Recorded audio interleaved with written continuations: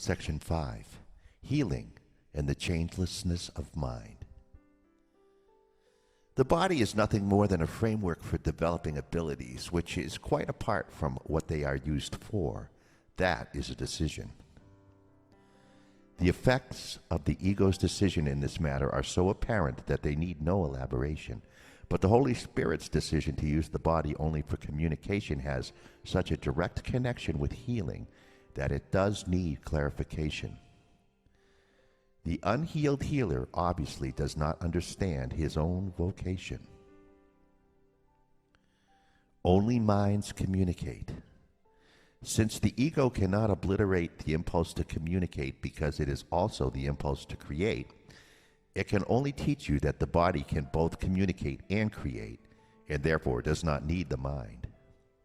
The ego thus tries to teach you that the body can act like the mind, and is therefore self-sufficient.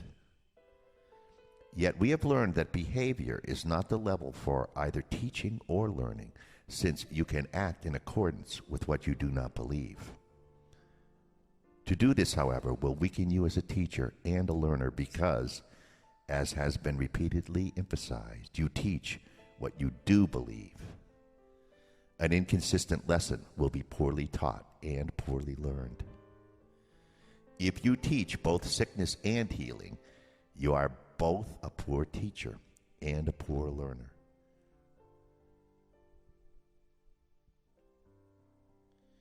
Healing is the one ability everyone can develop and must develop if he is to be healed. Healing is the Holy Spirit's form of communication in this world, and the only one he accepts. He recognizes no other because he does not accept the ego's confusion of mind and body. Minds can communicate, but they cannot hurt. The body in the service of the ego can hurt other bodies, but this cannot occur unless the body has already been confused with the mind. This situation, too, can be used either for healing or for magic, but you must remember that magic always involves the belief that healing is harmful. This belief is its totally insane premise, and so it proceeds accordingly. Healing only strengthens. Magic always tries to weaken. Healing perceives nothing in the healer that everyone else does not share with him. Magic always sees something special in the healer, which he believes he can offer as a gift to someone who does not have it. He may believe that the gift comes from God to him, but it is quite evident that he does not understand God if he thinks he has something that others lack.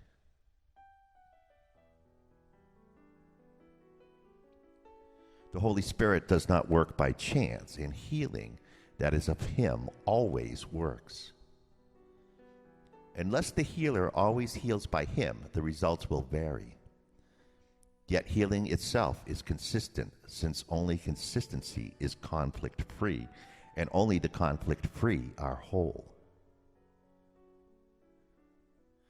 By accepting exceptions and acknowledging that he can sometimes heal and sometimes not, the healer is obviously accepting inconsistency.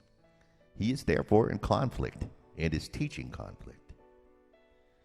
Can anything of God not be for all and for always? Love is incapable of any exceptions. Only if there is fear does the idea of exception seem to be meaningful. Exceptions are fearful because they are made by fear.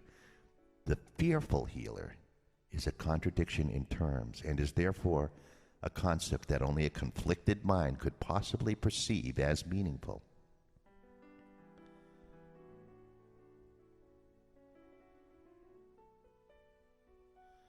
Fear does not gladden, healing does.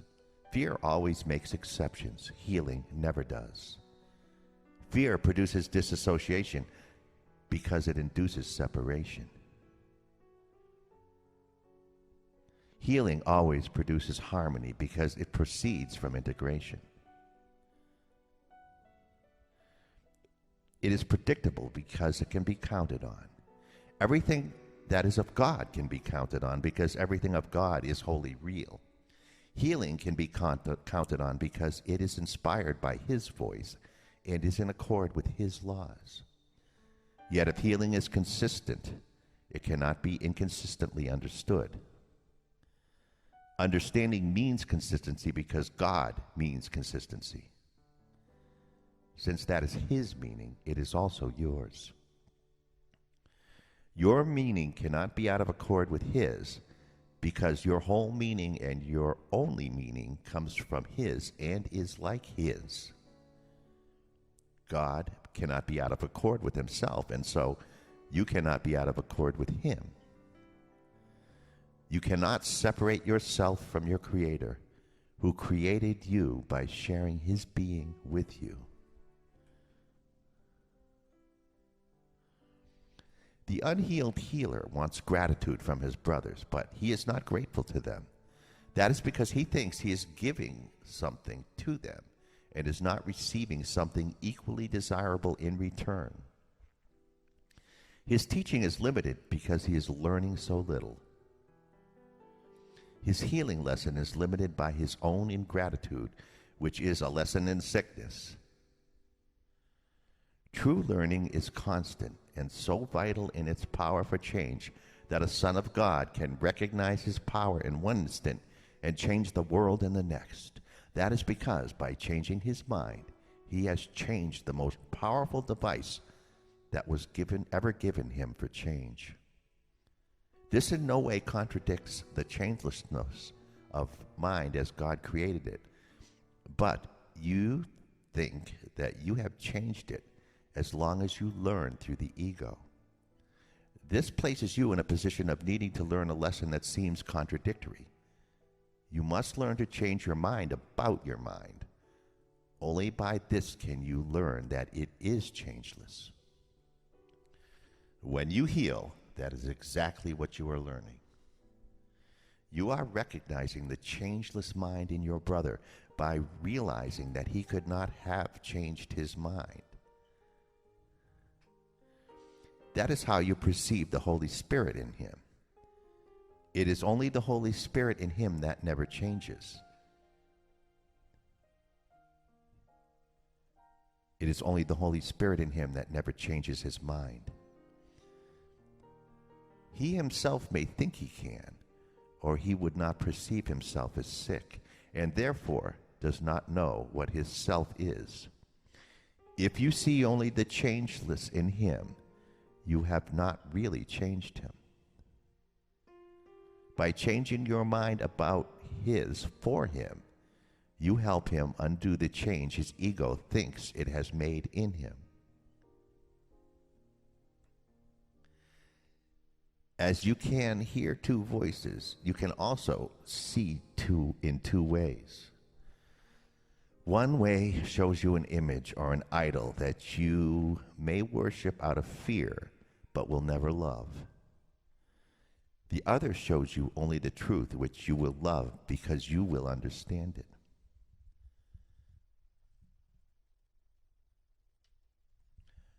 Understanding is appreciation because what you understand you can identify with, and by making it part of you, you have accepted it with love. That is how God himself created you, in understanding, in appreciation, and in love. The ego is totally unable to understand this because it does not understand what it makes, does not appreciate it, and does not love it. It incorporates to take away. It literally believes that every time it deprives someone of something, it has increased. I have spoken often of the increase of the kingdom by your creations, which can only be created as you were. The whole glory and perfect joy that is the kingdom lies in you to give. Do you want to give it?